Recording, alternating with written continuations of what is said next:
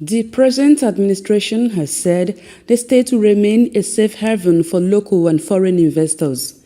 The director of the Delta Investment Development Agency, DIDA, Honorable Elekeokwuri, made this known in a media hangout by the Nigeria Union of Journalists Delta State Council at the Press Center in Asaba.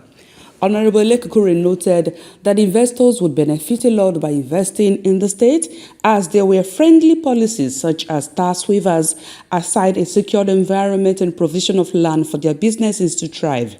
He noted that the state was blessed with numerous natural resources, including kaolin and silica, aside oil and gas, and encouraged investors to make Delta their investment hub. The director noted that Governor Sheriff Oboriwoli would not tolerate those involved in the illegal collection of revenue to distract investors and warned those involved to retrace their step or face prosecution. Honorable Elekeokwuri said when companies were sited at the grassroots, the rates of migration would reduce, thereby developing the rural communities, and emphasized that the state had various air and sea ports. While commending media practitioners for upholding the ethics of their profession in the discharge of their duty, the former legislator sued for their support to move the state forward. So investment is part of the agenda of this particular government, and they are very, very serious about it. The governor has spoken even the day we were inaugurated. He spoke to that effect and wants us to hit the ground running to make sure that we take investment serious in Delta State, and that's exactly what we are doing. So the political will is there. We have been given the drive, we have been given the tool. Ours is to make sure that we promote investment in Delta State. And not just promotion, that we make sure that we regulate our investment so that people don't go into unethical issues regarding investment. So ours is to guide them, and the political will is there, I want to assure you. Then talking about gestation period, why is it long from conception to implementation, especially as regards the IPP? I think that is your question, especially as regards the IPP. It might be interesting to know that when the IPP came up, there was no law. So the investor just took what we call trust. Trust is very important in governance. So based on trust, that we'll be able to do the law to guide investment in IPP in Delta State, especially as regards captive power. So he took that investment even without the law, even without an institutional framework. That was a risk that he took. But he took that risk because the governor at that time was somebody that he trusted, or the investors trusted. So they went to do that IPP. So there was agreement reached, what they call the off-takers agreement, basically to supply all government offices. Of course, we discovered that it was generating more than what the government offices need. So right now, be rest assured that the man or the investor is already putting infrastructure everywhere to be able to give up power to other areas. I don't know whether he promised of Panama and the rest, I don't know. I can say that for sure. But I know that he's running cables everywhere to be able to take power to other areas. So, and I can give him credit because he has done very, very well. Because what he has done is something that can be replicated in Warri and other areas. So ours at the level of DIDA is to encourage other investors to do same, because if you have embedded powers everywhere, before you know it, all the times will have power and the productivity will increase.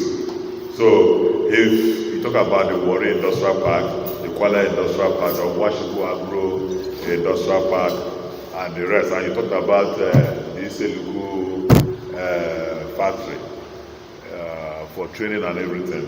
We have the Defrasco. There's another company very close there that is known as the Defrasco company. Well, I'm not going to deal so much with the particular one you're talking about because it's being handled by Trade and Investment. But I know right now that there are concessions in it. They're on that program. Before next month, there will be a takeover of that place, so it will be run effectively.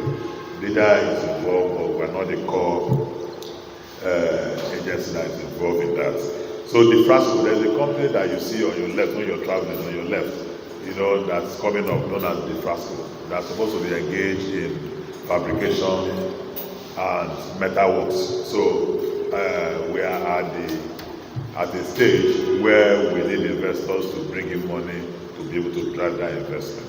So, but we know that we have small issues there, issues regarding the host community, which we are dealing with, and we know that we come out of it and enable the investor go in and deliver. So that is for the disruption. Leader was at the forefront of that particular company. It's a company that will do well and create employment for our people. So for the third question, which is the issue of modular refinery. The issue of refinery is in the hands of the national government, which is the Federal Republic of Nigeria government.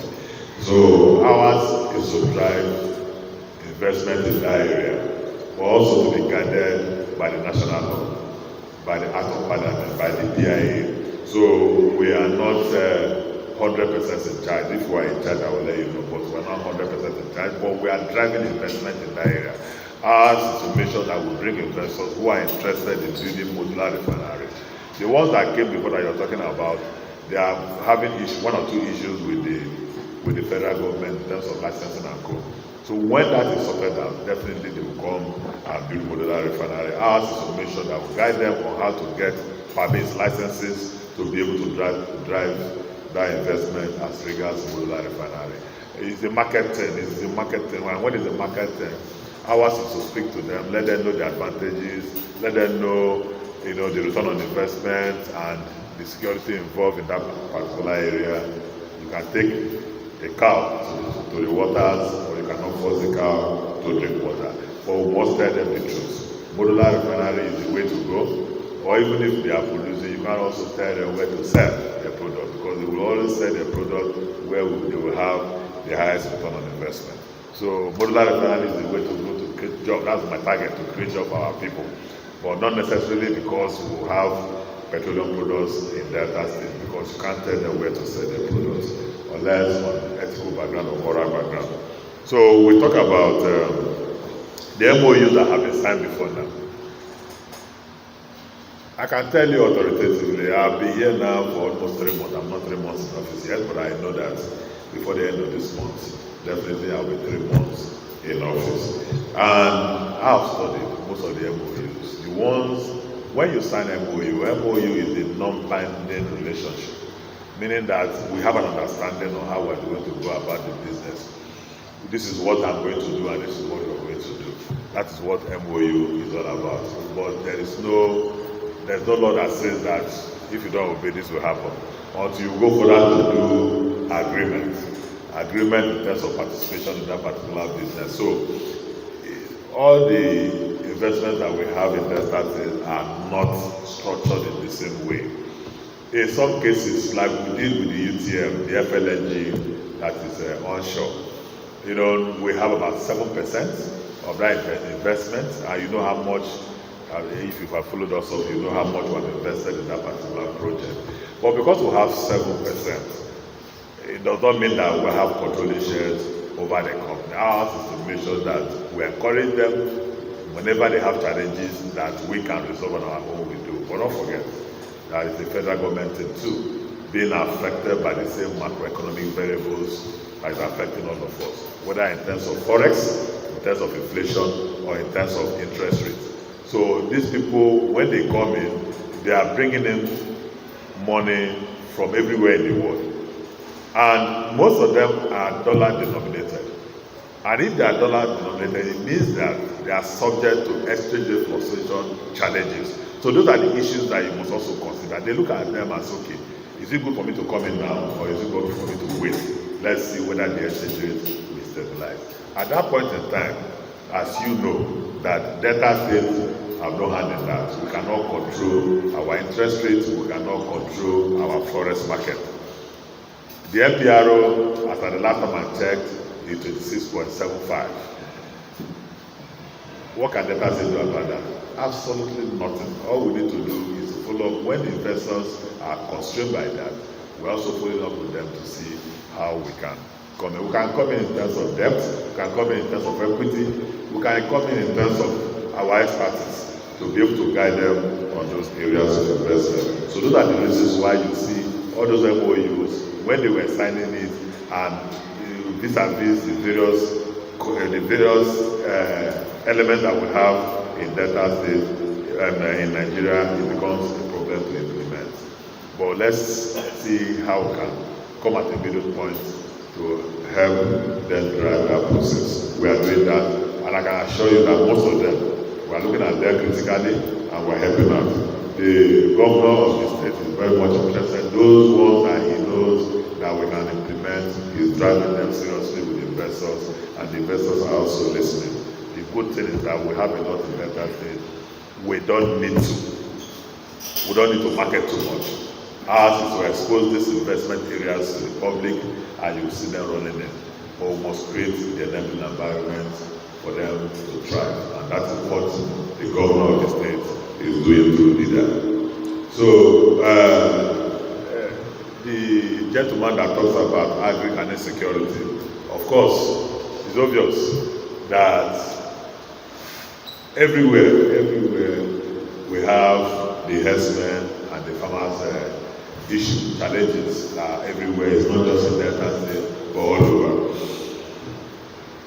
We have, at the level of Delta State House of Assembly, we need a law regarding this herdsmen issue.